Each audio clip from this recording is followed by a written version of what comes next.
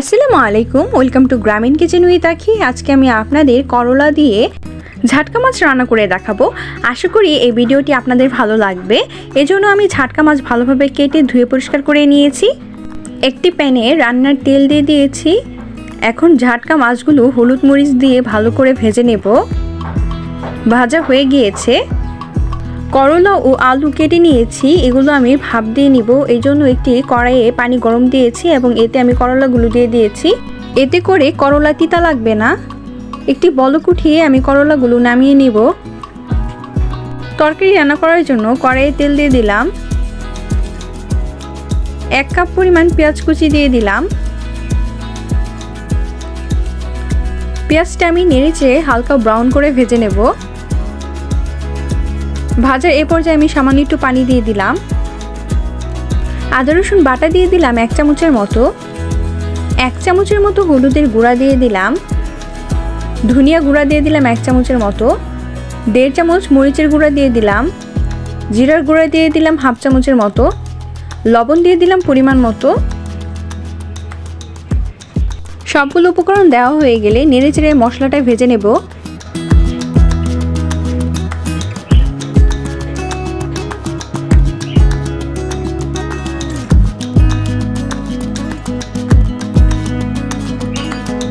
আমি মশলা কষানোর জন্য আরও একটু পানি দিয়ে দিলাম।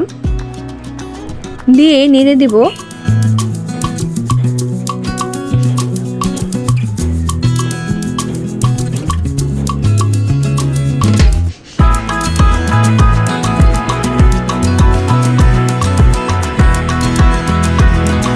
মশলা থেকে এক্সট্রা তেল বের হয়ে এসেছে। এ পর্যায়ে আমি করলা আলু দিয়ে দিলাম। ফালি করে কেটে রাখা 2টা টমেটো দিয়ে দিলাম। 3-4টার মতো কাঁচামরিচ ফালা দিয়ে দিলাম। এখন তরকারিটা ভালোভাবে নেড়ে দিব।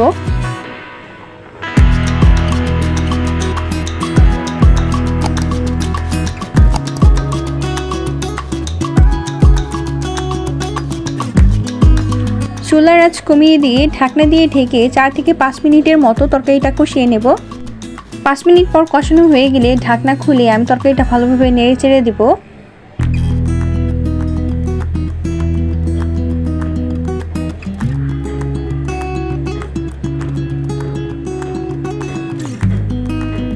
ঝোলের জন্য আমি পানি দিয়ে দিব 2 কাপের মতো।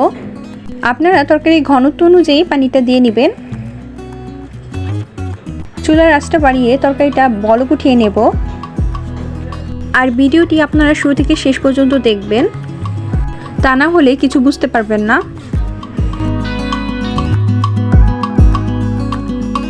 তরকারি বলক উঠে গিয়েছে। এ পর্যায়ে আমি ভেজে রাখা ঝাটকা মাছগুলো দিয়ে দিলাম।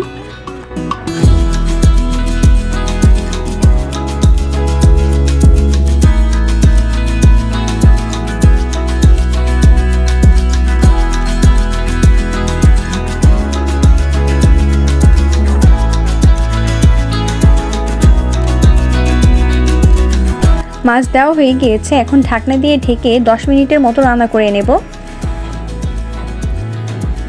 10 মিনিট পর আমার তরকারি হয়ে গিয়েছে। আর আজকের এই রেসিপিটা আপনাদের কেমন লাগলো তা কিন্তু অবশ্যই কমেন্টে জানাবেন। যদি আমার রেসিপিটা ভালো লেগে থাকে তাহলে আমার চ্যানেলটা সাবস্ক্রাইব করবেন আর পাশে থাকা বেল আইকনটি বাজিয়ে রাখবেন। এতে করে আমার পরবর্তী ভিডিও নোটিফিকেশন সবার আগে পেয়ে যাবেন। আমার চ্যানেলটি নতুন, আশা করি আপনারা সকলে আমাকে বেশি বেশি করে সাপোর্ট করবেন। দেখা হবে নতুন কোনো ভিডিওতে। সে পর্যন্ত সকলে ভালো থাকবেন, সুস্থ থাকবেন। আল্লাহ হাফেজ।